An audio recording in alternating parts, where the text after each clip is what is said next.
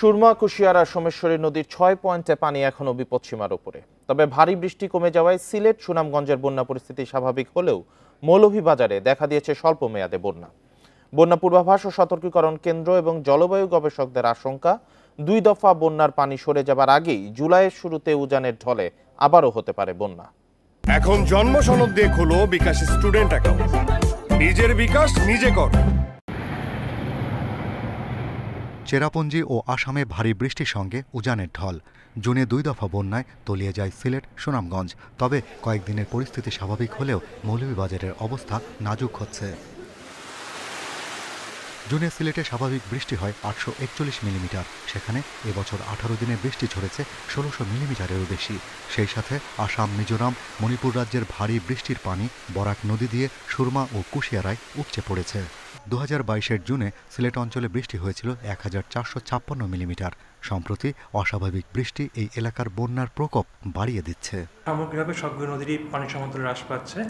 আশা করছি আমরা আমাদের যে সামগ্রিকভাবে যে পূর্বাভাস রয়েছে আগামী ৭২ ঘন্টায়, তো সেই বিভিন্ন আবহাওয়া সংস্থা তথ্য অনুসারে তো পরবর্তী ৭২ ঘন্টার মধ্যে আমাদের এই বন্যার যে পরিস্থিতি রয়েছে সিলেট, সুনামগঞ্জ অঞ্চলে সেটা ক্রমান্বয়ে উন্নতির দিকেই যাবে।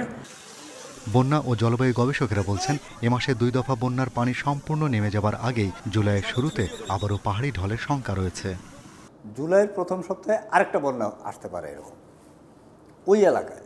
তো একটা জায়গায় যদি এরকম রিপিটেডলি বন্যা হয় ২বার ৩বার, তখন কিন্তু ক্ষয়ক্ষতির মাত্রাটা জ্যামিতিক হারে বাড়বে।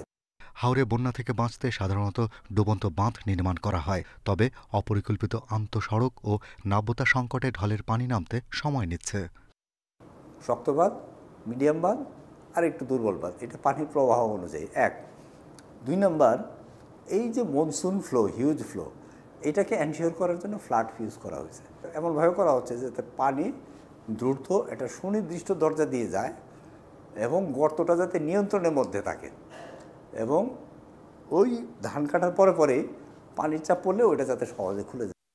গবেষকেরা বলছেন, সিলেট বিভাগে হাওরের পানি নামতে কিশোরগঞ্জের মিঠামইন অষ্টগ্রামের সড়ক কোনো প্রভাব ফেলে না।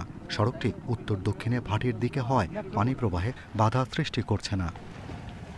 Shahriar Anirban, independent news, Dhaka.